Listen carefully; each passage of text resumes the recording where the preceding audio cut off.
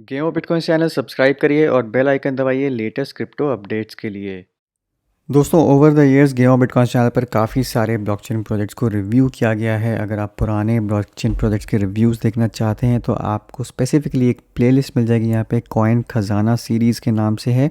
Coin खजाना series वो लोग जानते होंगे जो बहुत टाइम से चैनल को फॉलो भी कर रहे हैं। चैनल पर अगर आप नए हैं तो चैनल को सब्सक्राइब करिए और जाके देखिए कॉइन खजाना प्लेलिस्ट। पुराने वीडियोस अगर आप जाके देखेंगे तो आपको मालूम होगा कि जो उस टाइम पे प्रोजेक्ट्स को रिव्यू किया गया था और जिन भी लोगों ने प्रोजेक्ट रिव्यूज़ देख के इन्वेस्ट किया होगा या over the period of years DCA किया होगा, वो लोग आज की डेट में अच्छे खासे प्रॉफिट में होंगे। अब ज़रूरी नहीं है कि जितने भी प्रोजेक्ट्स मैंने रिव्यू किए हैं सब के सब रिकमेंडेड प्रोजेक्ट्स थे।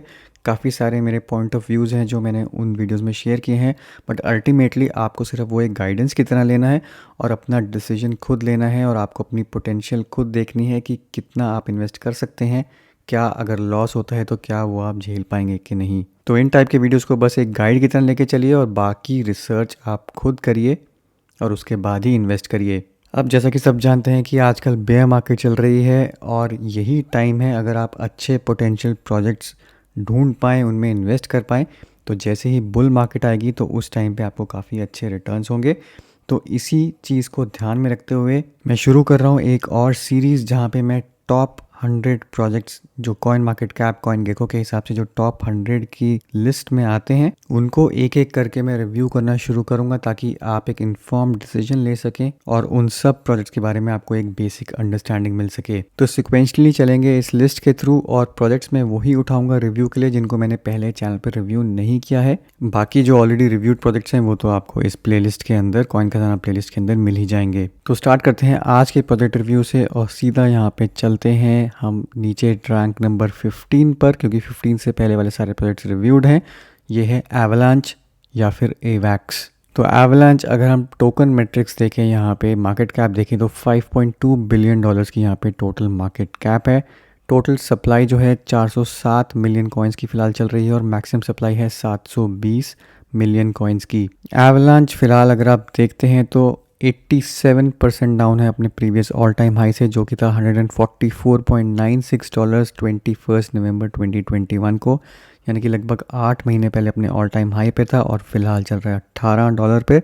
ऑल टाइम जो लो प्राइस है वो है $2.8। तो इथेरियम, सोलाना, फैंटम की तरह ही एवलांच भी एक लेयर 1 ब्लॉकचेन है, पर यहाँ पे कंपैरिजन चार्ट दिया है। अगर आप कंपेयर करेंगे कि एवलांच कैसे कंपेयर करता है इन terms of number of transactions और कंसेंसस मैकेनिज्म के अगेंस्ट, तो यहाँ पे आपको दिख जाएगा कि एवलांच ट्रांजैक्शनल थ्रूपुट यहाँ पे इन्फिनिटी ट्रांजैक्शंस पर सेकंड सपोर्ट करता है, बट यहाँ पे है विद सबनेट्स, इसके बारे में हम बात करेंगे।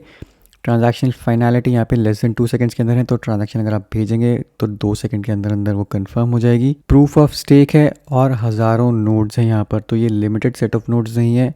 डिसेंट्रलाइजेशन में जितने ज़्यादा नोड्स होंगे उतना ज़्यादा यहाँ पर हेल्प मिलेगा। तो एक बार क्विक ओवरव्यू देख लेते हैं, उसके बाद थोड़ा सा डिटेल में जाएंगे और फाइनली बात करेंगे इनके टोकनॉमिक्स की और करंट प्राइस लेवल्स की कि क्या आपको इसमें एंट्री लेनी चाहिए कि नहीं और मेरा पॉइंट ऑफ व्यू क्या है। एवलांच अपना प्रोजेक्ट कर रहा है blazingly fast, low cost and eco friendly chain. तो यहाँ पर फास्ट, क्योंकि इथेरियम आपको मालूम ही है कि ट्रांजैक्शन पर सेकंड जो है लिमिटेड है, गैस भी बहुत ज़्यादा है, तो यही सब चीज़ों को काउंटर करके एवलांच प्रोजेक्ट कर रहा है अपने आप को as a layer 1 blockchain. Avalanche is the fastest smart contracts platform in the blockchain industry. तो अभी तक स्मार्ट कॉन्ट्रैक्ट्स प्लेटफॉर्म्स की अगर हम बात करें in terms of transaction confirmation times में, तो एवलांच फास्टेस्ट है। गुड थिंग इज़ कि पूरा ये ओपन सोर्स है, प्रोग्रामेबल स्मार्ट कॉन्ट्रैक्ट्स प्लेटफॉर्म है for decentralised applications. Solidity compatible dapps हैं, यानी कि जो इथेरियम के लिए डैप्स बनती हैं वो इजीली यहाँ पे पोर्ट हो सकती हैं, यानी कि EVM compatible Ethereum virtual machine compatible blockchain है। लॉन्च कस्टमाइज्ड ब्लॉकचेन्स प्राइवेट और पब्लिक। तो इस प्लेटफॉर्म पे, इस ब्लॉकचेन पे आप अपनी सबनेट्स क्रिएट कर सकते हैं और अपनी खुद की ब्लॉकचेन क्रिएट कर सकते हैं, चाहे वो प्राइवेट हो या फिर वो पब्लिक भी हो सकती है। और यहीं पे चीज़ें इंटरेस्टिंग भी हो जाती है। और साथ ही साथ यहाँ पे क्लेम किया जा रहा है कि scale to millions of validators, तो मिलियंस ऑफ वैलिडेटर्स आराम से इस ब्लॉकचेन को सपोर्ट कर सकते हैं और हार्डवेयर रिक्वायरमेंट्स भी जो हैं वो ज़्यादा नहीं हैं। बिल्ट फॉर डिसेंट्रलाइज्ड एप्स, इसको हम ये भी एक्सप्लोर करेंगे। साथ ही साथ अगर आप देखें तो ऑलमोस्ट ऑल टॉप प्रोजेक्ट्स जो हैं वो ऑलरेडी एवलांच पे बिल्ड कर रहे हैं। एक और अच्छी चीज़ ये है कि कॉन्स्टेंटली डेवलपमेंट चल रही है एवलांच इकोसिस्टम में, पार्टनर्स आ रहे हैं, एवलांच खुद अपनी जो प्रोडक्ट्स हैं वो डेवलप कर रहा है।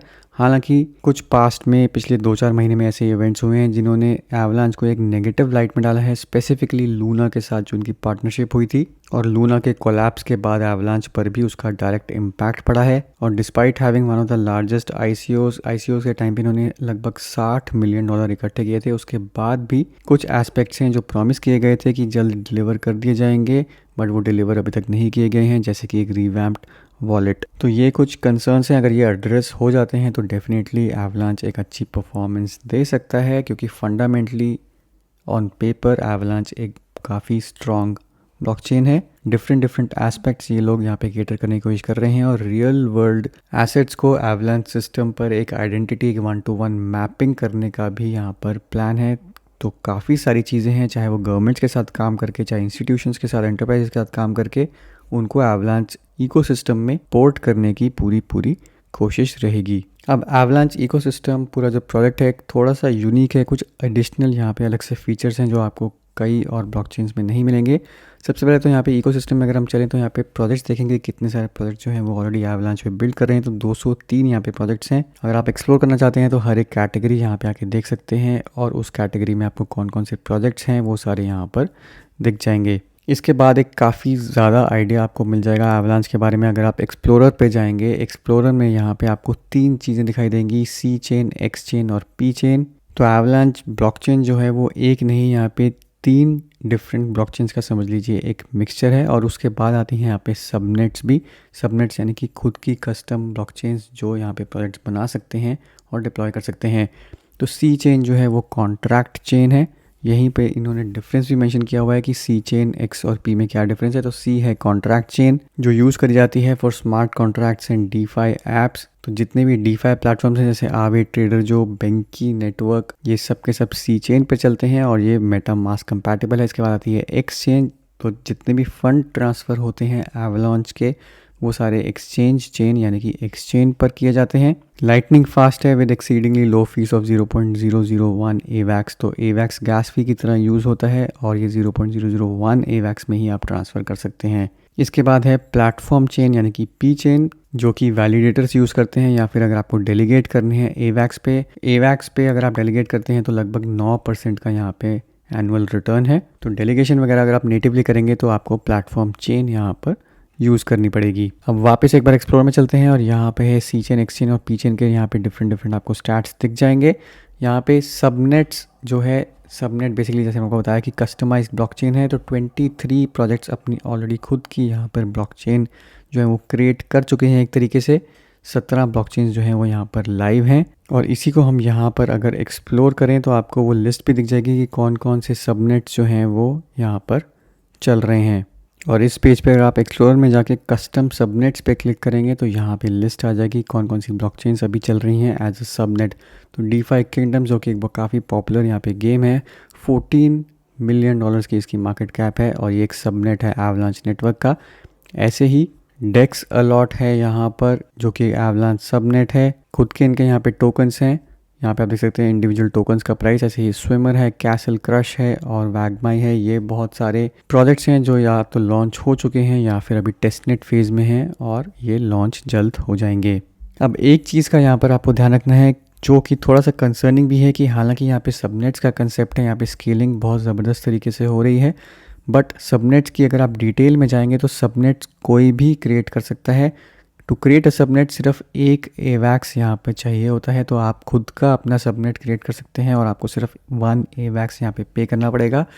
हालांकि वैलिडेटर्स की यहाँ पे रिक्वायरमेंट है कि 5 वैलिडेटर्स मिनिमम होने चाहिए उस सबनेट को वैलिडेट करने के लिए। ये रिकमेंडेड अमाउंट है, बट एक वैलिडेटर के साथ भी आप अपने सबनेट को यहाँ पे रन कर सकते हैं। तो सबनेट रन करना कोई बहुत बड़ी बात नहीं है और कोई भी आके कर सकता है, बट अगर आपको एक प्रॉपर तरीके से करना है तो मिनिमम 5 वैलिडेटर आपको चाहिए होंगे, और एक वैलिडेटर यहाँ पे होस्ट करने के लिए 2200 वैक्स की रिक्वायरमेंट होती है।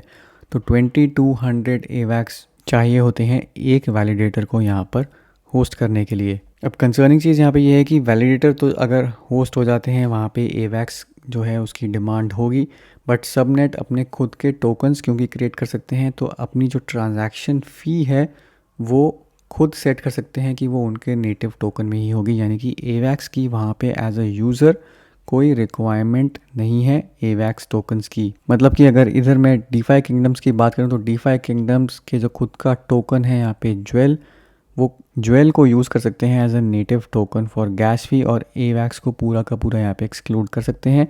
तो अगर डीफाई किंगडम्स बहुत मिलियंस ऑफ यूजर्स तक स्केल हो जाती है तो एवैक्स पर उतना यहाँ पर बाय प्रेशर नहीं होगा और एवैक्स की डिमांड उतनी स्केल नहीं होगी। तो यहाँ पे ये एक चीज़ है कि सबनेट्स आपको लग रहा होगा कि बहुत सारे बन रहे हैं, बहुत सारे लोग बिल्ड कर रहे हैं एवलांच पर, बट अगर आप फंडामेंटली जाके देखें तो एवैक्स टोकन की वहाँ पे डिमांड उतनी ज़्यादा नहीं होगी अगर सबनेट्स अपने खुद के टोकन्स को एज गैस फी यूज़ कर रहे हैं। तो इन्वेस्ट करने से पहले ये सब चीज़ें आपको ध्यान में रखनी है। अब एक बार प्राइस एक्शन की बात करते हैं। यहाँ पे तो अभी $18.5 चल रहा है। मेरे हिसाब से ये अभी अपने लो लेवल्स को टच नहीं किया है और ये कोई राइट मूवमेंट नहीं होगा एंट्री के लिए।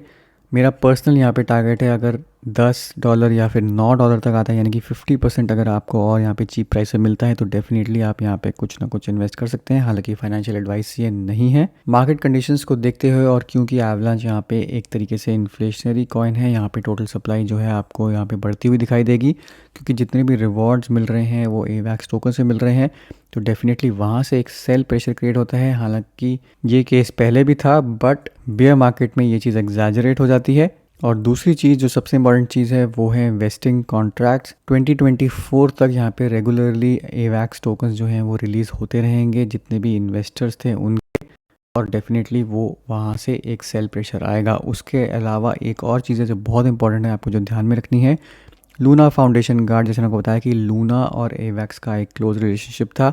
$200 मिलियन का यहाँ पे टोकन्स के स्वैप हुए थे। लूना फाउंडेशन कार्ड अभी भी एवैक्स होल्ड कर रहा है और 1.97 मिलियन यहाँ पे कॉइन्स जो हैं वो एवैक्स के होल्ड कर रहा है लूना फाउंडेशन कार्ड, जिनकी वैल्यू अभी $36.54 मिलियन है।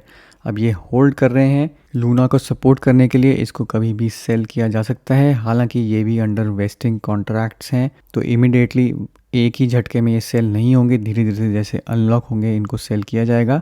बट ये चीज़ आपको ज़रूर यहाँ पे ध्यान रखनी है, क्योंकि लूना एक फेलिंग प्रोजेक्ट है और अपने आप को सपोर्ट करने के लिए अपने रिजर्व जो हैं वो लिक्विडेट करेंगे, और एवैक्स इनकी सेकेंड लार्जेस्ट यहाँ पे होल्डिंग है।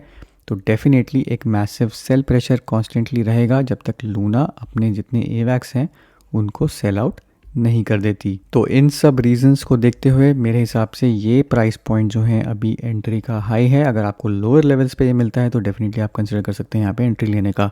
तो दोस्तों ये था मेरा आज का वीडियो। इसी टाइप के और प्रोजेक्ट्स हम रिव्यू करते रहेंगे चैनल पर लगातार, तो मेक श्योर करिए चैनल को सब्सक्राइब करिए और साथ ही साथ दबा दीजिए बेल नोटिफिकेशन आइकन, ताकि आपकी एक भी ऐसी वीडियो मिस ना हो। तो मिलता हूँ मैं आपसे अगले वीडियो में, तब तक के लिए हैव अ सेफ इन्वेस्टमेंट।